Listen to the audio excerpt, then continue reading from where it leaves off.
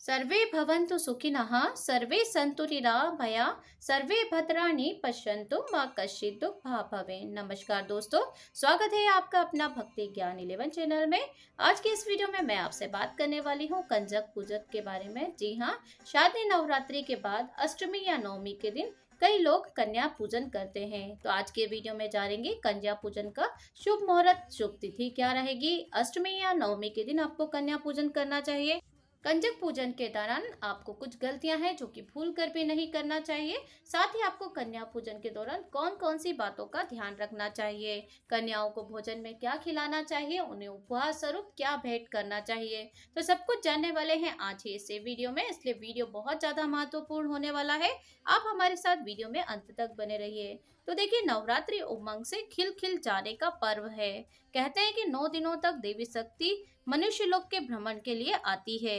इन दिनों की गई पूजा आराधना, सच्चे दिल से की गई पूजा पाठ, मांगा हुआ वरदान कभी खाली नहीं जाता है।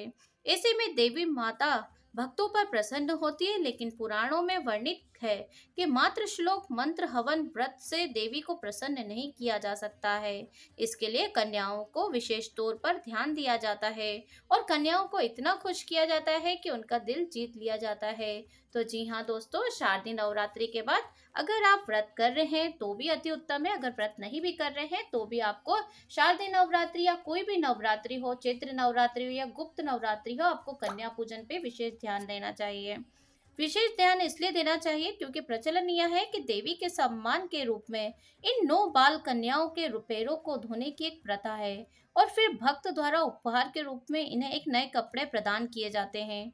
देवी पूजा के एक भाग के रूप में कन्या पूजा कन्याओं में निहित स्त्री शक्ति को पहचानने के लिए किया जाता है।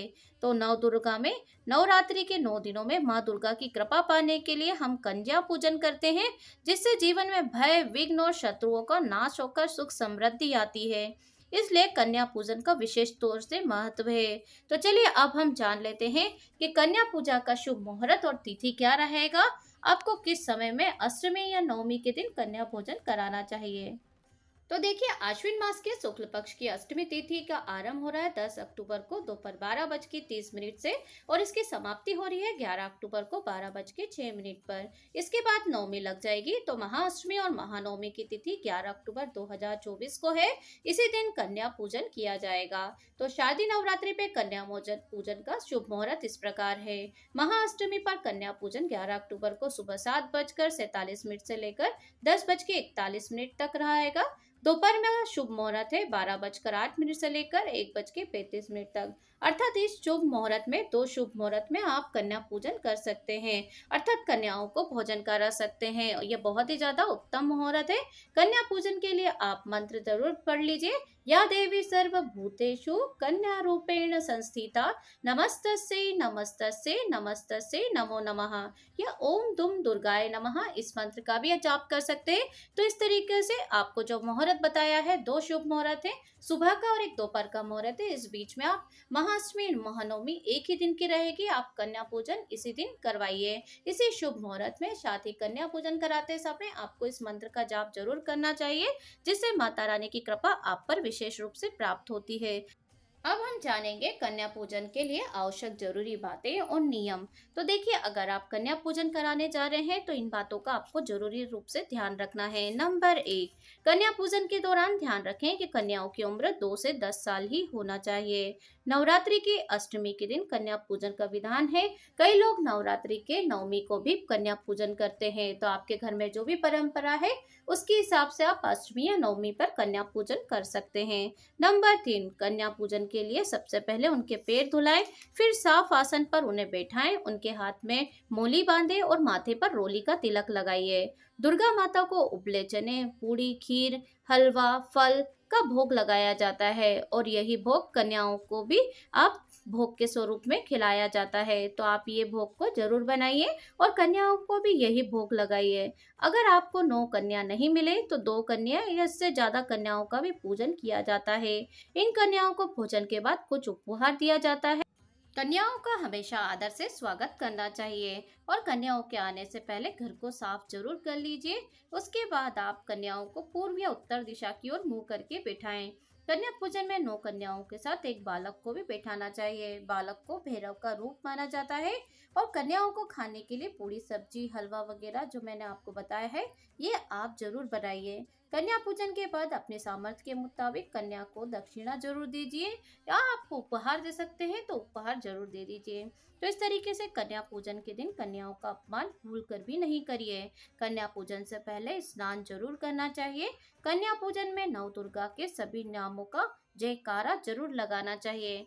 तो इस तरीके से आप कन्या पूजन अगर आप कर रहे हैं तो इन बातों का जरूर ध्यान रखिए।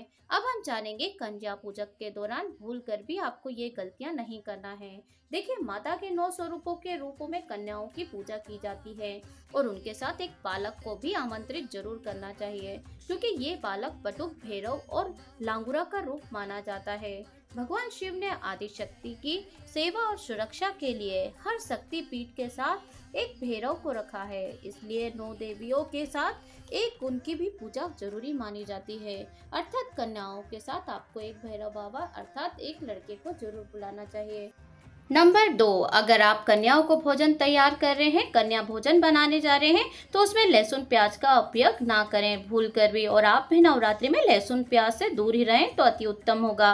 नंबर 3, कन्याओं को एक तरह का भोजन नहीं कराना चाहिए।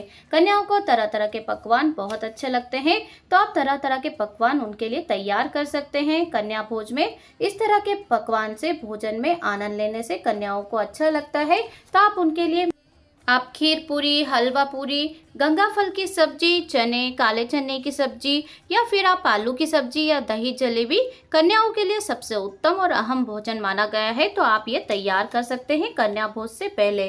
कन्याओं को खुश करने के लिए हल्का तीखा खाना बनाना चाहिए जिससे कि वो खा सके। चटपटा खाना भोजन उन्हें नहीं खिलाना चाहिए, इस बात का आप जरूर ध्यान रखिए।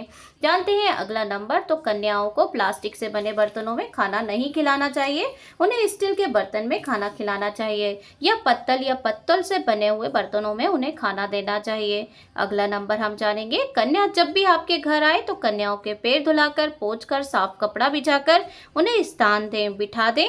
आपको बता दें कि कन्या पूजन सप्तमी, अष्टमी, नवमी में किसी भी दिन किया जा सकता है और ख्याल रखें कि कन्याओं की उम्र 2 से 7 साल या 9 से 10 साल के बीच ही होना चाहिए।